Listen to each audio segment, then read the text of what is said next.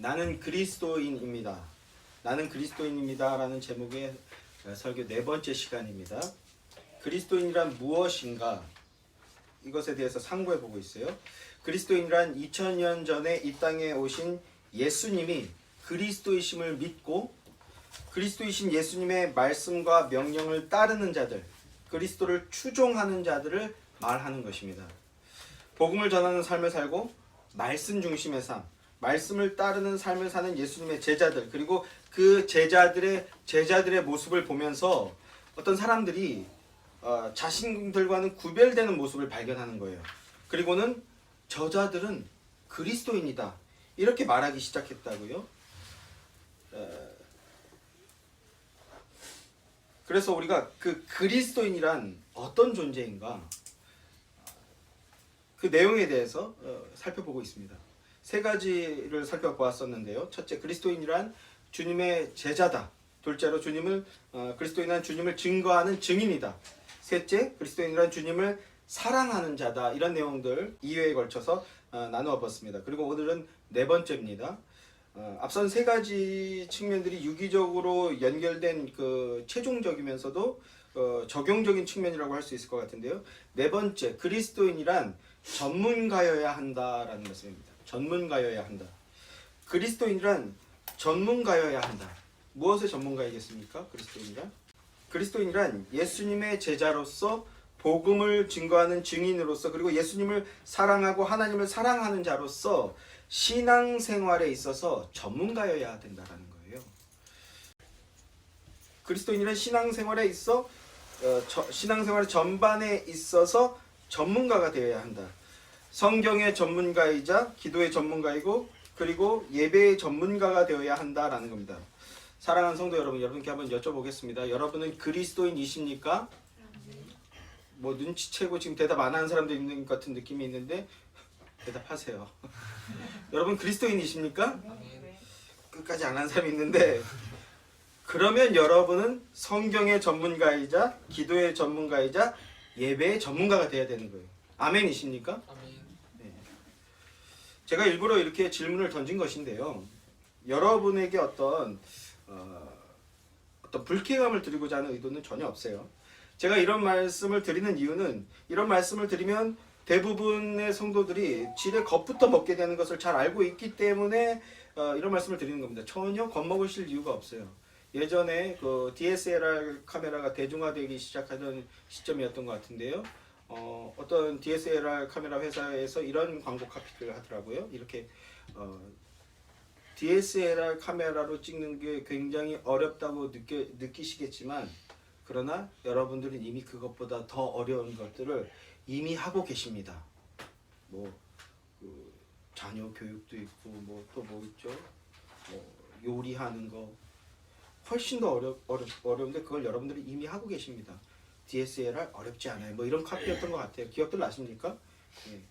우리가 성경의 전문가가 되자, 기도의 전문가가 되자, 이런 얘기들, 예배의 전문가가 되자 이런 얘기들 하는데 겁먹으실 이유가 없어요. 이미 여러분들은 하고 계십니다. 그런데 더 명확하게, 더 구체적으로 그리고 좀 더 업그레이드 되어야 한다라는 것이지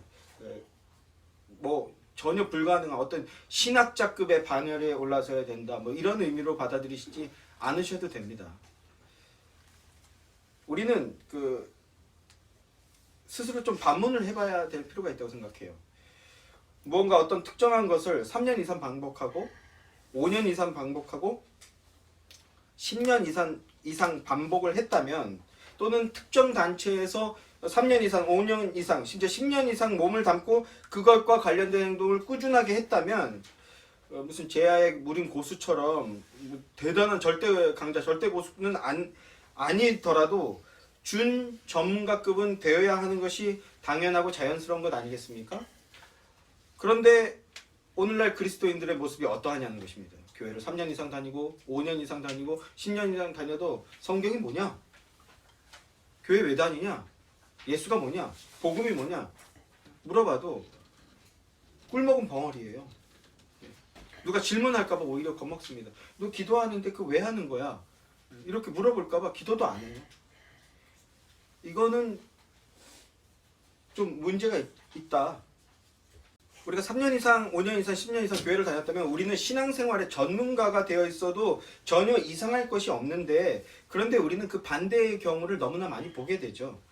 이렇게 그 반대의 상황을 목도할 때 우리는 스스로에게 뭐가 잘못된 것이구나, 뭔가 잘못된 거야, 이렇게 자문할 필요가 있다라는 겁니다. 한번 되돌아봐야 됩니다. 그리고 이런 반문을 통해서 우리는 그리스도인이 뭔가, 그리스도인으로서 우리는 어떠해야 하는가, 이 그리스도인의 본질에 대해서 다시 한번 상기해보고, 그리고 그리스도인으로서의 그 비전을 품어보자는 것입니다. 자, 그리스도인은 신앙생활에서 신앙생활 전반에 있어서 성경에 대한 전문가여야 하고요, 기도에 대해서 능숙함을 지닌 자여야 하고요, 그리고 예배에 대해서 전문가급의 모습을 보여줌을 통해서 초신자들을 바른 예배로, 그래서 바른 신앙으로 이끌 수 있는 준 전문가, 그 이상이 되어야 할 것입니다. 그래서 오늘은 그리스도인으로서 행해야 할 것, 성경과 기도함과 예배함에 대해서 원론적이자 객관적인 접근을 나누고자 합니다. 특별히 오늘은 성경과 기도함, 이 두 가지에 대해서 나누고자 합니다. 첫째, 그리스도인이란 성경의 전문가여야 한다. 여러분, 그리스도인에게 성경이란 어떤 책인가요? 설명하실 수 있을까요? 성경이란 어떤 책인가? 성경이란 무슨 책일까? 이에 대해서 장로교 세례문답서, 제가 일부러 좀 더 깊고 탁월한 책들이 있지만 세례문답서의 내용을 좀 골라왔어요. 장로교 세례문답서를 보면요, 2장에 이렇게 말씀하고 있습니다. 이 2장의 내용은, 세례문답서 2장의 내용은요, 웨스트민스터 소유문답의 2문과 3문의 내용들을 압축한 것이라고 할 수 있는데, 장로교 세례문답서를 2장을 보면 이렇게 질문합니다. 우리의 신앙과 생활의 유일한 법칙은 무엇입니까? 이렇게 질문해요. 이에 대해서 우리 신앙과 생활의 유일한 법칙, 그리스도인의 신앙과 생활의 유일한 법칙은 신구약 성경, 즉 정확하고 오류가 없는 하나님의 말씀입니다. 이렇게 고백하도록 가르치고 있습니다. 이 고백의 내용은 먼저, 신구약 성경은 정확하고 오류가 없는 하나님의 말씀이라는 겁니다. 이게 별거 아닌 것 같은데 오늘날 교회에 이 내용을 믿고 고백하지 않는 자들이 엄청나게 많아요. 심지어 안수 집산의 장로네 이러는데도요, 이걸 믿지 않으면서 안수 집사도 되고 장로도 되고 권사도 되고 이런 모습들이 너무나 많습니다. 굉장히 심각한 거예요. 신구약 성경은 정확하고 오류가 없는 하나님의 말씀입니다 라는 것을 믿는 겁니다. 그리고 그 성경은 우리 그리스도인의 신앙과 신앙뿐만 아니라 생활에 있어서도 유일한 법칙입니다, 이렇게 가르치고 이렇게 고백하게 만든다는 거예요. 고백하도록 한다는 것입니다. 이것이 세례문답서의 가르침입니다. 세례문답이라는 게 뭐예요? 스스로가 그리스도인임을 공동체 앞에서 공식적으로 인준하는 거죠. 인준하는 것입니다. 그리고 앞서서 먼저 그리스도인이 된 교회 공동체의 일원들 앞에서 공개적으로 고백하는 거예요. 공동체의 일원들에게 공개적으로 나는 이런 하나님, 나는 이런 그 믿음, 나는 이러한 믿음을 갖고 있습니다. 이것을 성경에 의거한 이 믿음을 나는 믿고 고백합니다. 이렇게 공식적으로 고백함을 통해서 이 공동체 일원들에게 인정을 받는 거예요. 공식 인준을 받는 자리가 세례식입니다. 하나님 앞과 교회 앞에서 정식으로 그리스도인이 되는 자리가 세례식의 자리고요. 그리스도인으로서의 삶이 공식적으로 시작되는 것이 세례식이에요. 그 자리에서 제일 먼저 믿고 고백하는 내용 중에 하나가 성경은 오류가 없는 하나님의 말씀입니다. 이것이고요. 그리고 성경을 통하여서 신앙과 생활의 유일한 법칙으로, 성경을 유일한 법칙이라고 믿으며 그 성경 말씀대로 따르겠습니다, 이렇게 고백하는 겁니다. 또 세례문답서의 내용들을 보면요, 이런 내용도 배우고 고백합니다. 성경은 39권, 구약 39권, 신약 27권, 합해서 66권으로 되어 있습니다.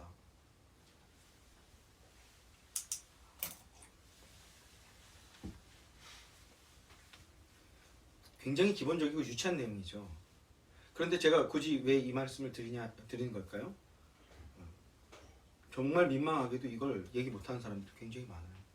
교회 다닌다고 하고, 교회 다닌 지 수년 혹은 십수년 됐다고 하는데 구약은 몇 권이에요? 물어봤을 때 대답 못하는 사람들이 굉장히 많다는 겁니다. 신약은 몇 권이에요? 합해서 몇 권인가? 성경이 몇 권으로 된 책입니까? 이렇게 물어봤을 때 대답 못하는 일들이 생각보다 많아요. 그래서 어떤 일이 벌어집니까? 안 물어봐요.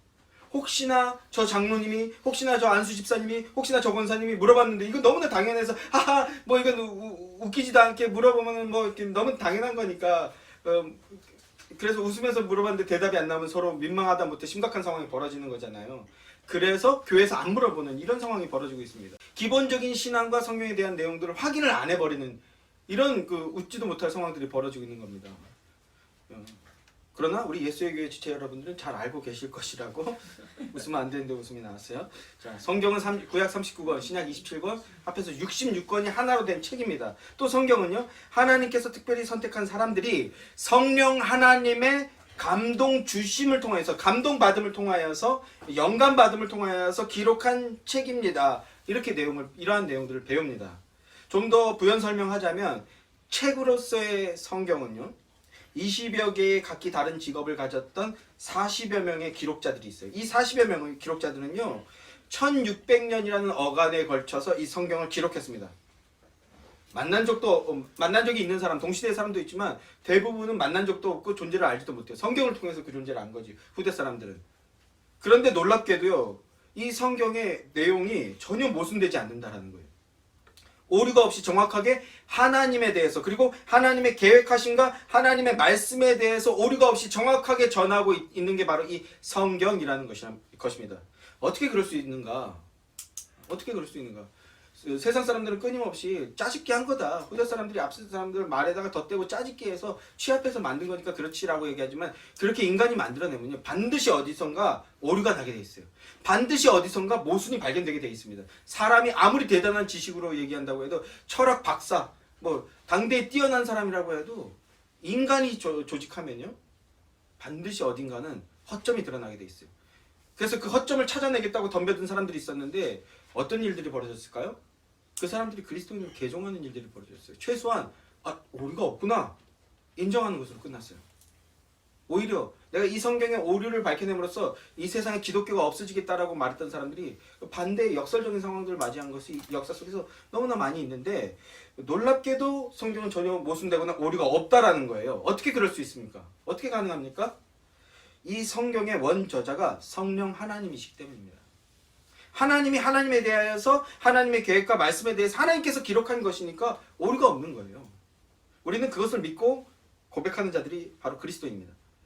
그리고 또 성경은요, 피조물의 창조와 타락부터 시작해서 이 타락의 문제를 해결하고 타락한 인류를 구원할 메시아 예수 그리스도에 대해서 기록되어 있습니다. 이게 구약의 내용이고요.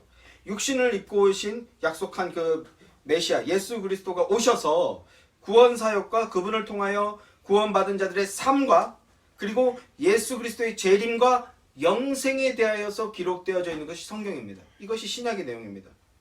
이것이 성경이라고 배우고 가르치고 배우고 고백하게 되는 겁니다. 이게 그리스도인들의 기본적인 성경관입니다.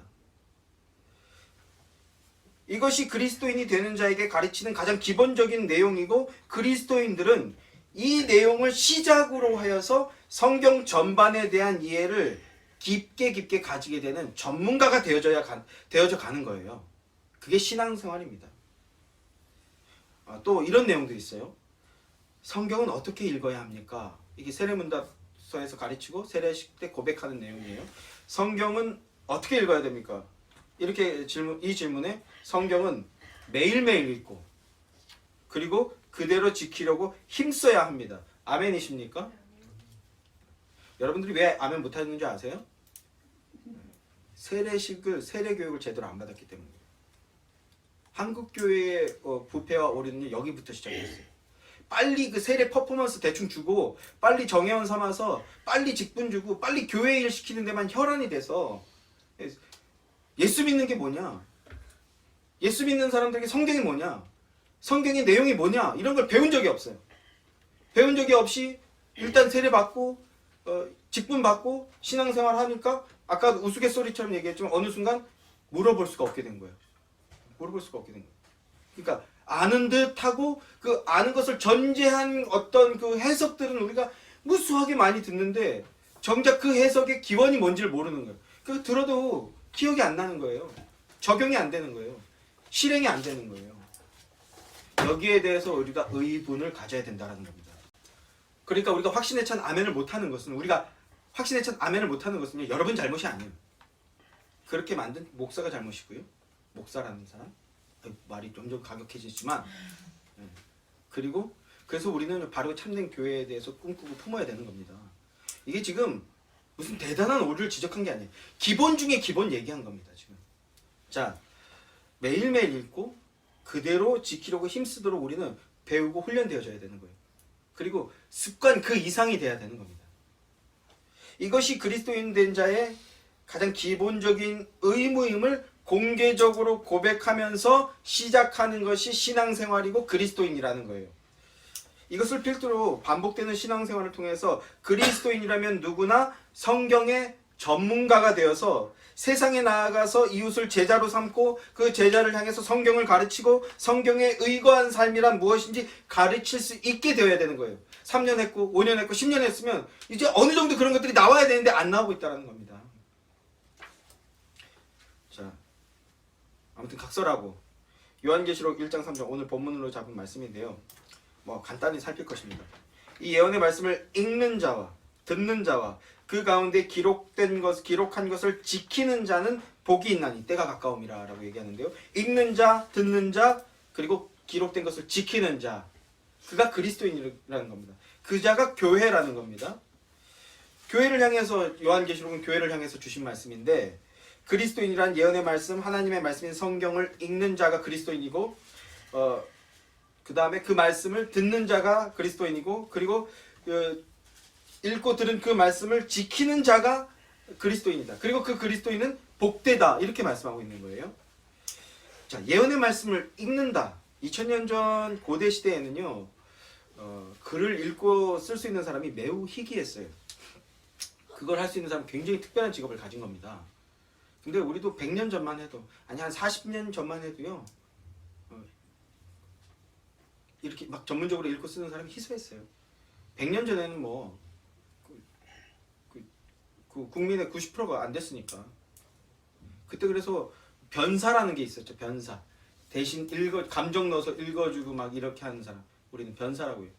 성경에서 이제 서기관이라고 하는데, 그래서 교회로 배송되어 온 이 성경을 읽어주는 전문 낭독자가 있었습니다. 그 사람들이 대표해서 성경을 읽어주는 거예요. 낭독해주는 거예요. 그걸 공동 읽기라고 얘기합니다. 이게 오늘날에도 남아있는데, 공독하겠습니다. 합독하겠습니다. 이렇게 얘기하죠. 저 같은 목사들이 성경 공독하겠습니다. 이렇게 얘기하고는, 대신 이렇게 읽어주잖아요. 이게 공동 읽기의 그 문화나 방법이 아직 좀 남아있는 거예요. 오늘날 사람들은 글을 못 읽어서 그렇게 하는 것이 아니라 어떤 예배의 원활한 진행을 위해서 대표자가 대신 읽어주는 그런 방식을 취하게 되는데, 이게 1세기 초대교회 공동 읽기의 문화가 아직도 조금 남아있는 것이라고 할 수 있다는 것입니다. 낭독자가 대표해서 읽습니다. 그러면 나머지 사람들은 뭐 합니까? 회중들은 뭐 하나요? 듣는 거예요. 듣는 자와 이렇게 말하고 있지 않습니까? 듣는 겁니다. 그런데 듣는 자라고 해서요, 오늘날처럼 이게 수동적이고 형식적이고 기계적으로 듣는 것이 아니라 들을 때 경청하는 겁니다. 같이 읽는 마음으로 꼼꼼하게 듣고 그리고 깊이 생각하면서 듣는 겁니다. 이게 듣는 자와라는 그 말의 뜻입니다. 오늘날은 어떤 시대입니까? 성경이 휴대하다 못해 그걸 뛰어넘는 시대가 됐죠. 초대교회 시대 때는요, 요한계시록 같은 경우에 다시 한번 이렇게 전문가들이 복원을 해봤더니, 당시에 재질이나 이런 걸 그대로 복원을 해봤더니 두루마리로 이렇게 둘둘 말던 시대잖아요. 두루마리로 6m래요. 쫙 피면 6m. 이 6m짜리 둘둘 마르면 이렇게 뚱뚱한 것이 책이 되겠죠. 이걸 어떻게 들고 다닐 수도 없거니와 개인이 소지할 수도 없죠. 너무나 비싸기도 하고 구하기도 힘들고, 그래서 개인이 소지하지도 못하고 갖고 있지도 못하고 들고 다니지 못하는 거예요. 그냥 한 개, 두 개 교회가 합심해서 구입하거나 준비해서 교회에서 비치하고 성경이 듣고 싶으면 다 같이 모여서 또 6m인데 오늘은 요한계시록 4장까지 읽었습니다. 어제는 지난주에 4장까지 읽었으면 오늘 5장부터 읽읍시다. 그러면 막 쫙쫙 피다가 옛날에는 장절 이런 게 없었어요. 그리고 옛날 성경 히브리어나 헬라어나 똑같은데 띄어쓰기가 없어요. 원래 한글도 띄어쓰기가 없었잖아요. 띄어쓰기가 없었어요. 이게 그 조선시대 때 들어온 선교사들이 띄어쓰기라는 걸 만들었어. 잘 읽게 하려면 이거 좀 띄어쓰니까 더 눈에 잘 들어오는구나 해서 띄어쓰기가 생긴 거지. 원래 조선말도 그리고 한자도 띄어쓰기가 없어요. 헬라어 히브리어도 띄어쓰기가 없어요. 그러니까 오늘은 지난번에 두아디레 교회까지 읽었는데 그 다음에 에서 사대교회. 자 그러면 어디까지 쫙 피다 여긴가? 좀 더 펴봐. 너무 폈다. 다시 말아. 예, 이렇게 쇼를 하게 되는 거죠. 그러니까 한번 딱 꺼내면 처음부터 끝까지 읽는 거예요. 그리고 사람들은 듣는 거죠. 제가 약간 우스갯소리처럼 말했지만 옛날 성경은요 개인 소지는커녕 개인 소지가 불가능하던 시대였다라는 겁니다. 그런데 오늘날은요 누구나 성경 한 권 가지고 다닐 수 있죠. 그런데 그 성경도 무거워서 이제 아예 안 들고 다니고 핸드폰 어플에 담아서 늘 휴대하고 다닐 수 있는 시대가 되었습니다. 할렐루야가 아닌가요? 늘 휴대하고 다닐 수 있는 시대가 됐어요. 그래서 언제 어디서나 갑자기 성경을 꺼내서 꼼꼼히 읽을 수 있는 시대가 된 겁니다. 너무 좋죠. 이 웃음의 의미가 뭘까요? 자 이제 성경을 언제 어디서든지 열심히 읽고 듣고 지킬 수 있는 시대가 되었다는 겁니다. 그러니까 어떤 마음을 가지실지 알지만 그럼에도 이제 우리는 그리스도인이라면 이 성경을 열심히 듣고 읽고 듣고 그리고 지키는 자가 되어야 할 것입니다. 그가 바로 그리스도인입니다. 그리고 성경은요 그런 자들에 대해서 뭐라고 이야기한다고요? 복이 있다 이렇게 말한다고요. 그게 복 받은 겁니다. 시편 1편에서도 복 있는 사람은 뭐라고 이야기합니까? 하나님의 말씀을 묵상하는 자가 복이 있다 이렇게 얘기합니다. 하나님의 말씀을 사랑하고 그 말씀을 읽게 되는 것, 그게 복 받은 거라는 겁니다. 시편 119편 1절 2절 말씀에서도 이렇게 말씀해요. 행위가 온전하여 여호와의 율법을 따라 행하는 자들은 복이 있으며 여호와의 증거들을 지키고 전심으로 여호와를 구하는 자는 복이 있도다. 말씀을 읽고 묵상하고 그 말씀을 지키는 삶을 사는 자들, 성경 중심의 삶을 사는 자들을 향해서 시편 기자도 복 있다, 복 받았다 이렇게 말씀하고 있다는 겁니다. 저도 청년 때 정말 성령 충만하던 시절이 있었어요. 막 식기도 하면 3분, 5분 막 기도하고 밥 다 씻고 막 이런 일들 정말로 그렇게 몇 년을 지냈어요. 너무 좋아서. 옆에서 막 학교 다닐 때인데 우리 같은 학교잖아요. 그 식당 거기서 나도 식판에다 밥 먹고 그랬단 말이야. 그러면은 친한 사람들이랑 밥 먹는데 내가 계속 기도하고 있으니까 옆에서 먹어야 되나 말아야 되나 처음에 막 너무 불편해하는 거예요. 눈 떠보니까 다들 이렇게 기다려주고 있더라고 처음에는요. 그러면서 야 종태야 네가 기도하면 다른 애 교회 다니는 애 또 하나 있었는데 걔는 아닌 것 같은데 네가 기도하면 뭔가 진짜인 것 같아. 뭔 얘기? 하여튼 칭찬이죠. 처음에는 제가 막 은혜 진짜 충만할 때였어요. 식판 놓고 막 기도 주셔서 너무 감사하고 학교 보내주셔서 감사해요. 막 이렇게 기도하니까 옆에서 다들 막 근데 나중에 이제는 좀 지나니까 이제 뭐 그러든지 말든지 먹더라고요.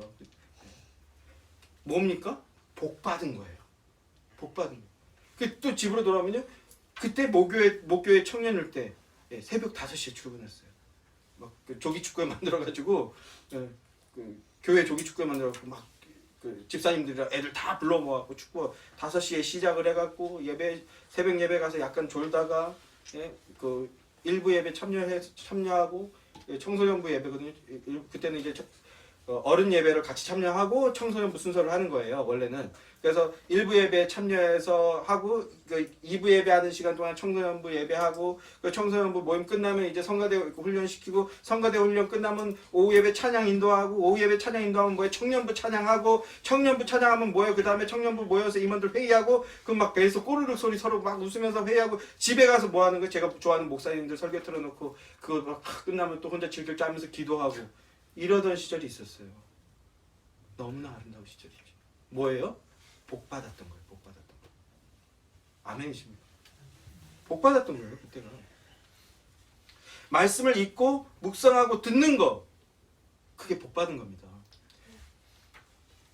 비록 부족하고 한이 없이 부족하지만 약간 오바해서 여러분 지금 이 설교 듣는 거 복 받으신 겁니다. 아멘이십니까? 하나님 말씀을 듣게 되는 것, 이게 하나님께 복 받은 거예요. 성경을 사랑하게 되는 것, 이게 하나님께 복 받은 거라는 겁니다. 이 복 받으시기 원합니다. 하나님의 말씀을 읽고 듣게 되고 묵상하게 되는 것, 그리고 지키는 것, 사실은 지키려고 애쓰는 거죠. 그게 바로 하나님께 복 받은 겁니다. 하나님께 복 받은 자가 바로 그리스도인입니다. 이 복의 실체들이 되시길 바랍니다. 이 복의 실체가 되어야 할 사명이 우리에게 주어진 거예요. 그리스도인들에게 그게 주어진 겁니다. 그리스도는 복 받은 자로서 그 복에 대해서 말해야 할 의무가 있습니다. 그리고 그 복에 대해서 말해야 될 의무가 있기 때문에 뭐 해야 됩니까? 가르칠 수 있어야 되는 거예요. 그 수준으로 자라나야 되는 겁니다. 예수님께서도 이렇게 말씀하셨죠. 너희는 가서 모든 민족을 제자로 삼아 아버지와 아들과 성령의 이름으로 세례를 베풀고 내가 너희에게 분부한 모든 것을 뭐하라? 가르쳐 지키게 하라. 사실 이 말에서 우리는 많은 순간 너희는 가서, 여기에다가 강조를 두잖아요. 가서 뭐해라? 가서 전도해와라. 가서 선교 참여해라. 이럴 때 이 구절 쓰는데 사실은 그 구절이 아니고요. 이 구절의 핵심은 가르쳐라가 핵심입니다. 가르쳐라. 가르쳐서 뭐해라? 지킬 수 있도록 만들어라. 예수님의 명령은요, 가르치라는 거예요. 이게 그리스도인의 사명이고, 그래서 또 다른 제자를 삼아서 또 다른 그 그리스도인을 만들어내라는 겁니다. 이게 교회에게 주어진 사명입니다. 우리가 그거 하려고 모인 거예요. 초대교회 부식 담당이었던 스데반 집사는요, 성경을 가르칠 수 있는 자였습니다. 성경을 가르치고 설교를 할 수 있는 수준이었어요. 그래서 설교하다 뭐 했습니까? 돌 맞아서 순교했죠. 스데반 집사였어요. 근데 오늘날의 집사와는 좀 다르지만 그러나 사도도 아니었습니다. 또 그의 동료였던 전도자 빌립도요, 이사야서 53장의 말씀을 읽고 깨닫지 못하는 이 에디오피아 내시에게 그것이 그리스도, 예수 그리스도를 예언하는 것이었다. 그리고 그것이 오늘날 우리에게 이루어졌다 하는 이 복음의 신비를 가르쳐줬습니다. 그런 다음에 세례를 줬죠. 이게 그리스도인의 사명입니다. 그리고 그 그리스도인의 사명을 감당한 거예요. 그리스도인은 성경을 말하고 가르칠 수 있는 전문가가 되어야 됩니다. 가르치는 자가 되는 것, 이거 예수님의 분명한 명령이고요. 그리고 저는 그것을 여러분들께 지금 전문가가 되어야 한다라는 워딩으로 표현하고 있는 겁니다. 조금 더 강력한 표현을 쓴 건데요. 엄밀히 따지면 전문가급이 되기 위해서 추구해야 된다가 뭐 따지면 맞겠죠. 마인드, 자세, 지향성 혹은 추구점을 말하는 것일 수 있습니다. 어느 정도 전문가가 되어야 되느냐, 이거는 객관적인 지표가 없는 것이니까요. 그러니까 그리스도인이라면 성경의 객관적인 내용과 그리고 그 속의 진리를 설명해 줄 수 있는 53장 읽으면서 이건 예수 그리스도, 고난받는 예수 그리스도를 예언한 거였어. 그 예수 그리스도가 이 땅에 오셔서 십자가를 지시고 부활하심으로써 그것이 오늘 응했고, 그걸 믿는 너는 이제 그리스도인이 될 수 있어. 이걸 설명할 수 있어야 되는 거예요. 복음을 제시할 수 있는 정도가 되어야 되는 겁니다. 성경의 대략을 파악하여서 그건 이런 뜻이야, 이렇게 설명할 수 있는 성경의 능력자들이 되어야 된다고요. 우리 신천지하고 만나면 절대로 교류하지 마라, 신천지 만나지 마라, 막 그리고 교회 그 입구에다 뭐 큼지막하게 제일 입구에다가 신천지 아웃 이런 거 붙여놨잖아요. 창피하지 않습니까? 전 좀 속상해요. 이건 이제 이 말이 저의 진심이라는 걸 예수의 교회는 환히 드러내고 있지 않습니까? 부교육자 사역할 때부터 얘기했는데, 신천지 환영 이렇게 써야지. 와서 헛소리하고 이상한 소리 해도 따뜻하게 안아주면서 그런데 있잖아, 그건 이런 뜻이야, 이렇게 설명할 수 있는 교회가 돼야죠. 근데 왜 만나지 말라고 해요? 성경 가지고 싸우면 질 것 같으니까. 우리가 왜 신천지한테 얘기를 못 겁니까? 본인도 알아. 성경 까고 시작하면 내가 질 것 같은 거예요. 이거에 대해서 우리는요, 부끄럽게 생각하고 죄스럽게 여겨야 돼요. 물론 쉽지 않아요. 저도 지금 계속해서 신천지 공부하고 있습니다. 얘네들의 논리가 뭔지, 논점이 뭔지 파악하고 있어요. 근데 배우면 배울수록 엄청 커요. 단위가, 세계관이 커. 그래서 한두 개의 어떤 논리 가지고는 깰 수가 없어요. 지금 저도 그러고 있어요, 사실은.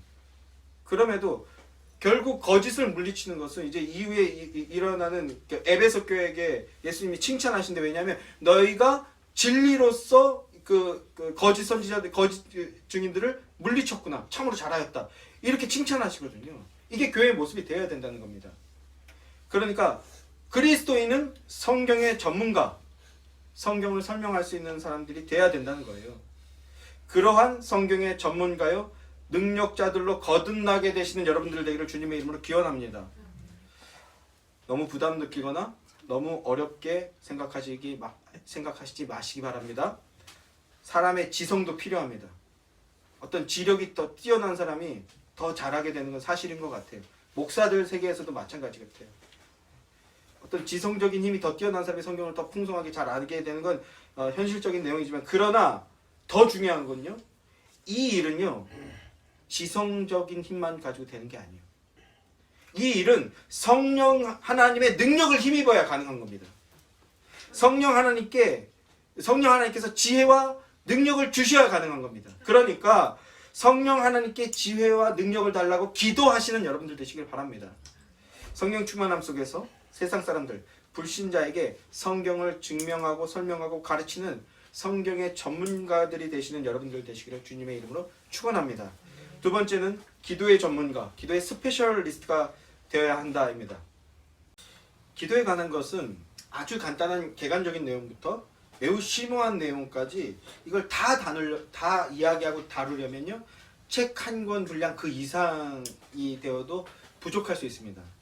오늘 제가 여러분과 나누고 싶은 내용은 그리스도인은 기도가 일상인 사람이 되어야 한다, 무시로 기도하는 사람이 되어야 한다, 이 내용입니다.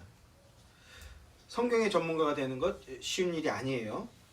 성경의 그 어떤 탁월한 이해를 가지는 것과 성경을 증거하고 선포하는 능력자가 되는 것은요, 앞서도 말했듯이 기도해야 가능합니다. 성령 하나님의 능력을 힘입어야 가능한 겁니다.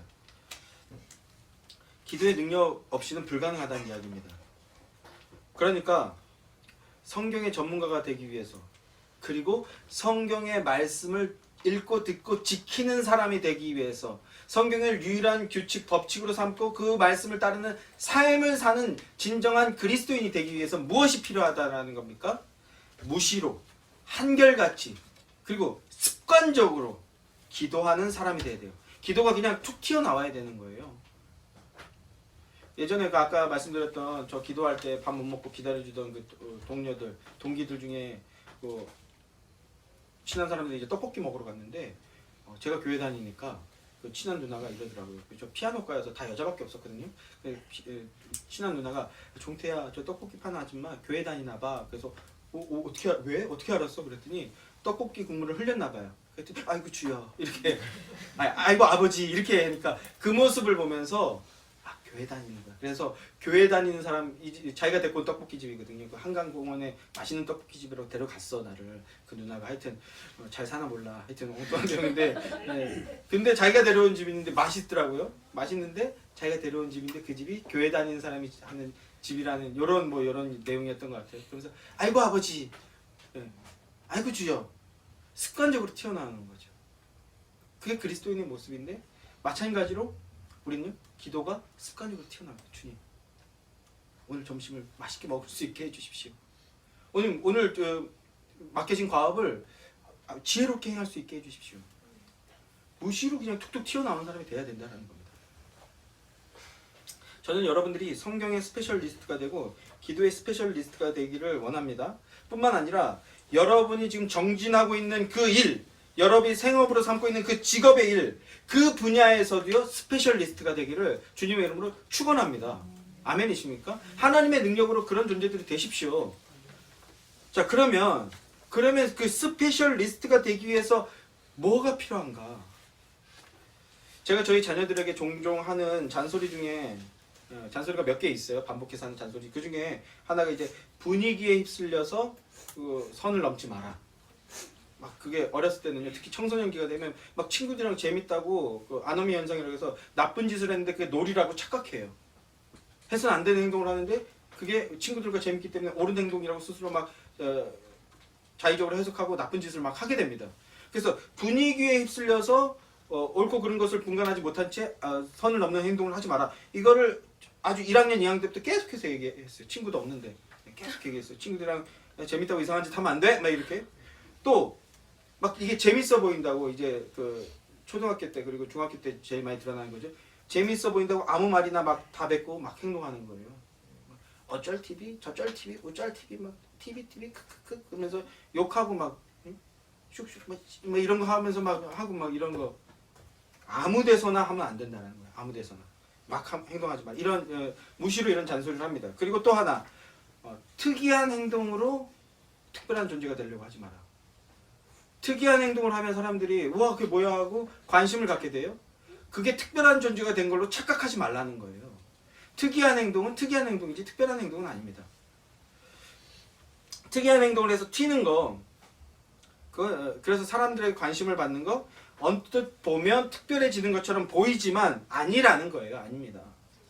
그냥 특이한 행동을 해서 잠깐 그래 보이는 것일 뿐입니다. 제가 이제 30대 때 아주 열심히 그 습득했던 약간의 그 교사처럼 여기며 열심히 습득했던 사람 중에 하나가 이제 고 김성수 목사 아닙니까? 김성수 목사의 그 원류는 이제 유도수 목사님인데 김성수 목사의 구속사적 성경 읽기에 대해서 열심히 탐독했습니다. 열심히 배웠어요.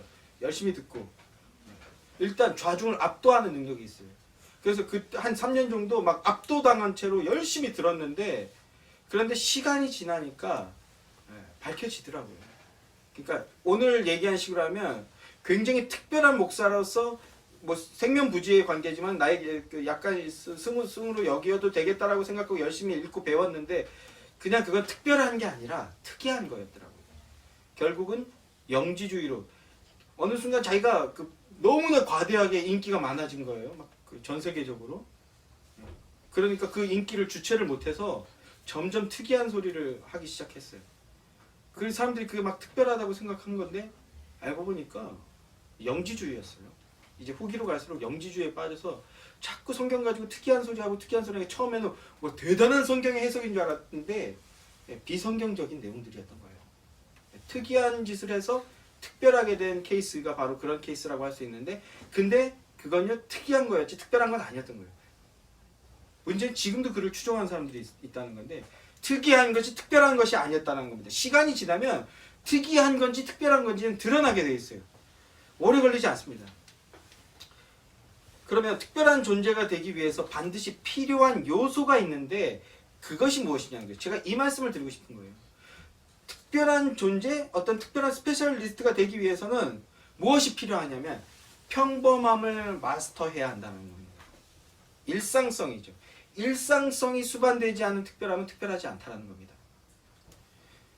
특별한 무언가를 얻거나 내가 특별한 존재가 된다고 하는 것은 제일 먼저 기존에 평범하다는 하는 것들이 다 섭렵된 상태가 되어야 한다라는 뜻입니다. 혁신적인 결과를 이루어낸 사람들을 보면요. 그 사람들은요. 이상한 생각을 하고 엉뚱한 행동을 하다가 우연히 얻어 걸린 것처럼 우리 눈에 보이지만 그렇지 않아요. 그 사람들은 기존의 것들, 뭐가 평범한 건지 어떤 게 식상한 건지 이걸 다 구별할 수 있는 사람들이었던 거예요.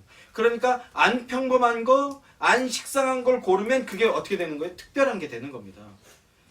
그렇게 해서 혁신을 내놓은 거지 다짜고짜 엉뚱한 상상하고 막 엉뚱한 생각하고 엉뚱한 행동하고 그래서 내놓은 결과물이 혁신이 아니라는 거예요. 평범함을 마스터해야 됩니다. 평범함이라는 것은요. 매일매일의 삶에서 나오는 거예요. 매일매일 삶의 반복에서 나오는 겁니다. 매일매일 반복하지 않고 그 매일매일 반복이라는 고된 그 시간, 땀과 훈련되는 그 평범함이 축적되지 않은 특별함은요. 특별함이 아니에요. 가짜입니다. 그건. 잠깐 특별해 보일 수는 있겠지만 그건 가짜예요. 그러니까 성경의 전문가가 된다? 조금씩이라도 매일매일 성경을 읽는 것에서부터 시작되는 겁니다. 그렇지 않고 그런 일은 절대 일어날 수 없어요. 동시에 기도의 전문가, 기도의 스페셜리스트가 된다? 특별한 기도의 체험을 하는 어떤 기도의 스페셜리스트가 된다? 기도가 일상인 사람에게만 주어지는 겁니다. 매일매일 기도하지 않는 사람에게는 주어지지 않아요. 그런 기사를 봤어요. 복권에 40억인가 당첨된 사람. 흔히 이제 복권에 당첨되면, 로또에 당첨되면 인생 망친다 이런 얘기들이 있잖아요. 그래서 그 뉴스가 이제 그런 내용인가 하고 또 봤더니 복권에 40억인가, 지금 헷갈린다, 200억인가 40억인가 당첨이 됐는데 봤더니 그 돈을 아주 잘 운영해서 더 탄탄한 사람이 됐더라고. 예전에 경찰 하다가 그렇게 되신 분이 있죠. 그 기업가가 되셨는데 아주 완전 잠적해갖고 형제들한테 한 3억씩 나눠주고 기부 한 2억 하고 그런 다음에 그 돈 잘 묶어뒀다가 지금 기업가가 되셨는데, 그런 분들이 노출 안 하지. 제가 최근에 본 거는 30대 중반의 젊은 사람이었는데 뭐 40억도 크고 200억도 큰데 하여튼 로또에 당첨이 됐더라고요. 그래서 폐가 망신했나 했더니 그거를 이제 돈 재투자하고 하는 걸 뭐라고 하죠? 돈 묶어뒀다 이런 거? 뭐 펀드? 뭐 이런 거 하여튼 그거에 전문가가 됐더라고요. 그러면서 돈을 더 불리고 있더라고요. 근데 알고 봤더니 이 사람이 복권을 한 400번 정도 샀대요. 그리고 2등 당첨이 한 10번 정도 됐대. 그리고 막 짜잘하게 된 거는 수도 못 사는데. 그러니까 복권 사는 게 일상이었던 사람이에요. 막 투기하듯이 막 돈 생겼다고 1억치 사고 이런 게 아니라 딱 정확한 계획하에서 일정하게 이렇게 복권을 사고 계획적으로 그 일도 성실하게 하니까 되더라는 거지. 그래서 주여 오늘부터 해야 됩니까?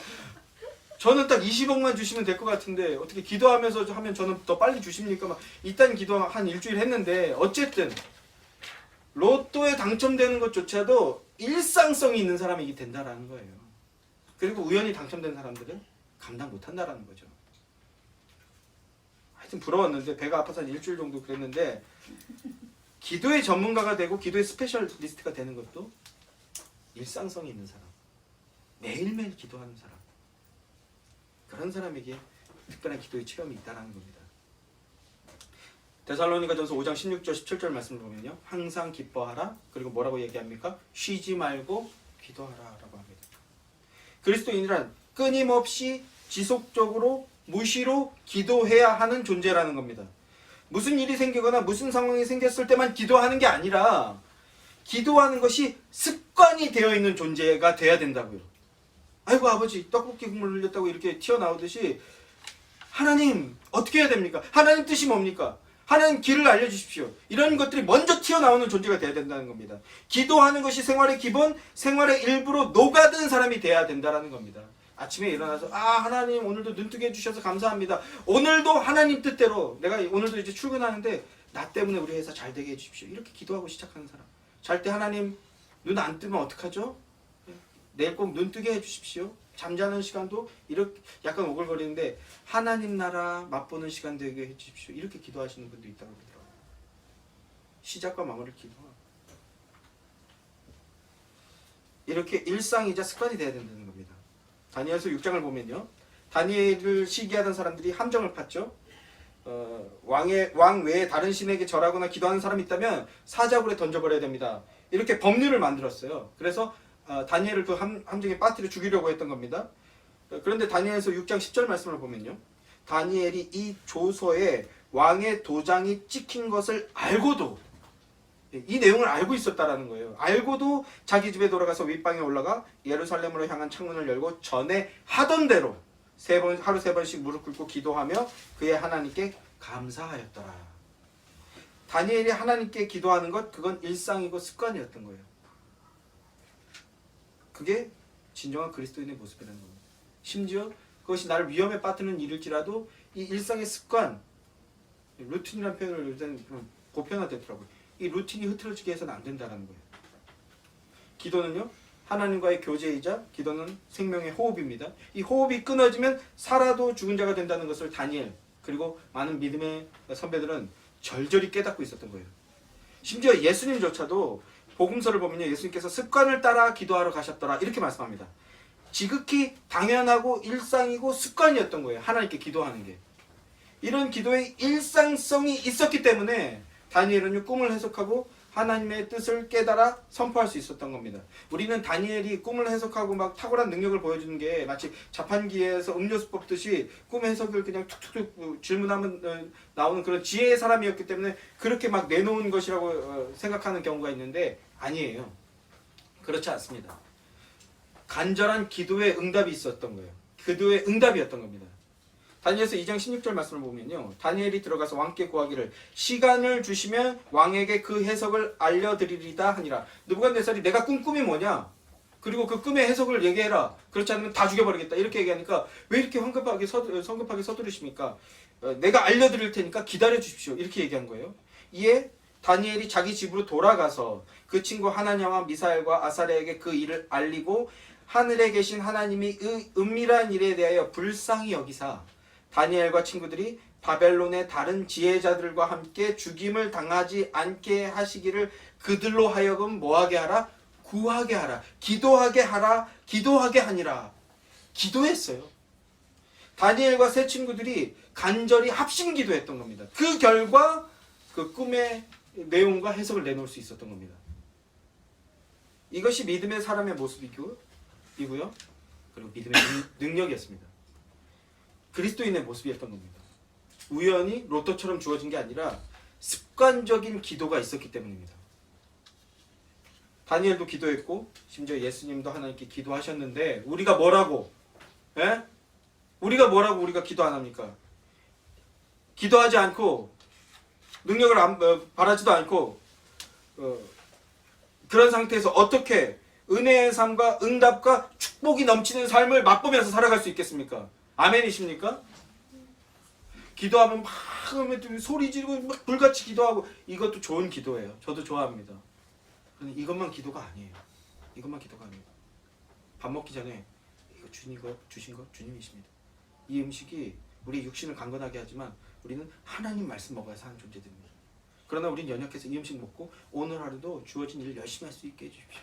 이 음식 먹고 이상한 짓 하지 않고 우리 가족 사랑하고 우리 내 동료 아끼고 내게 주어진 일 열심히 할 수 있게 해주십시오. 이 음식에 성령의 기름 부음이 있게 해서 나를 강건하게 만들어 주십시오. 이런 기도 해야죠. 무시로 해야죠. 밥 먹을 때마다 해야죠. 그렇지 않겠습니까?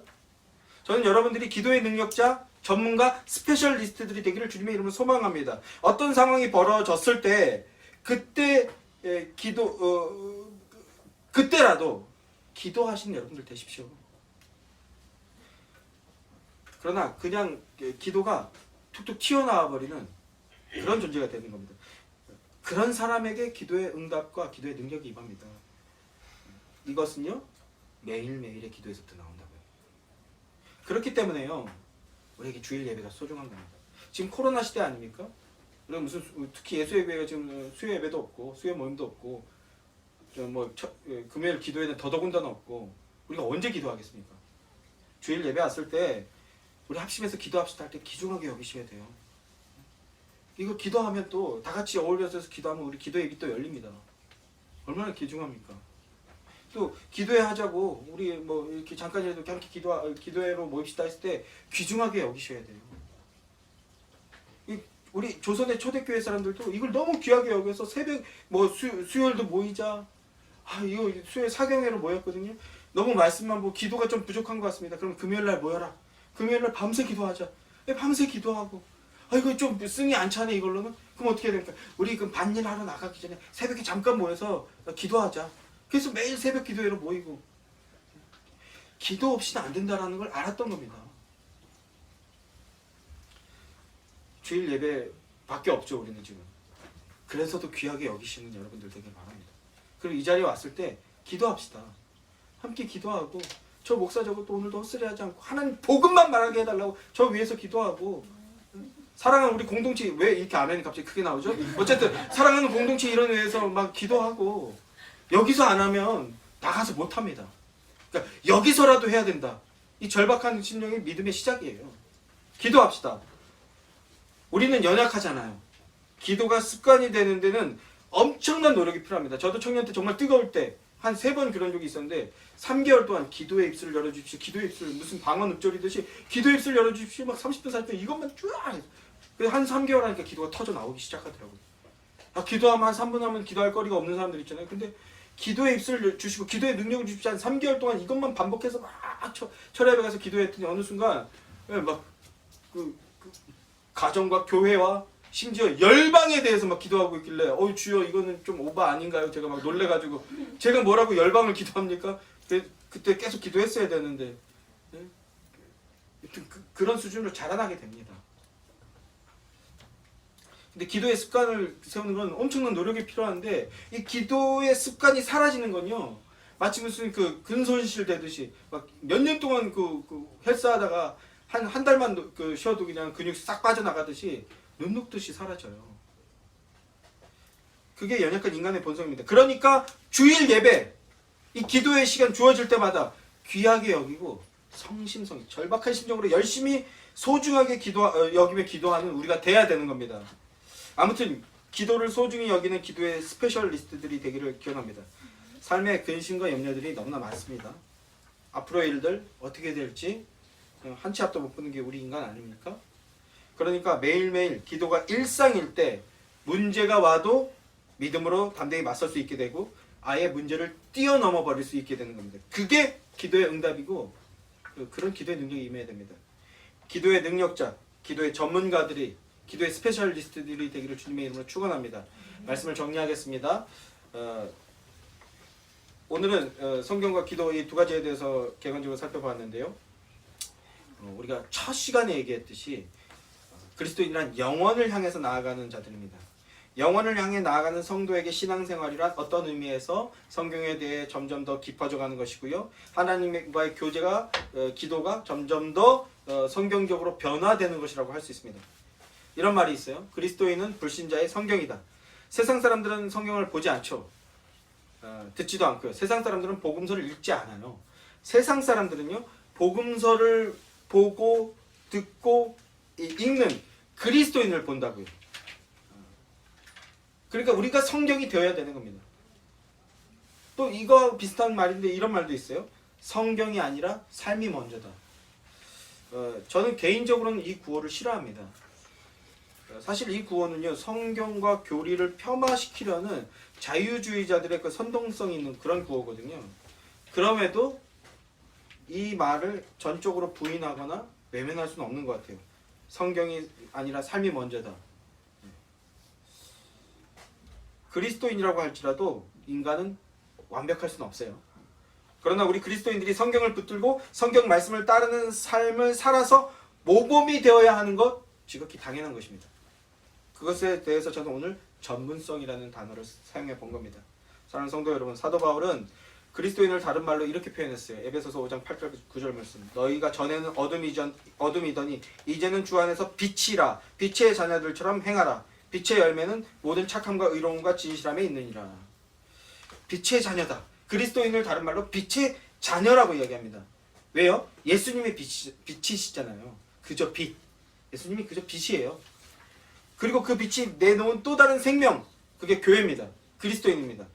그래서 우리를 빛의 자녀라고 얘기합니다. 빛의 자녀가 뭡니까? 환하게 빛나는 존재들인 거예요. 우리가 갔을 때 그것이 빛나는 겁니다. 환하게 빛나는 자녀들이 내어놓는 열매 뭡니까? 뭐라고 말씀합니까? 모든 착함과 의로움과 진실합니다.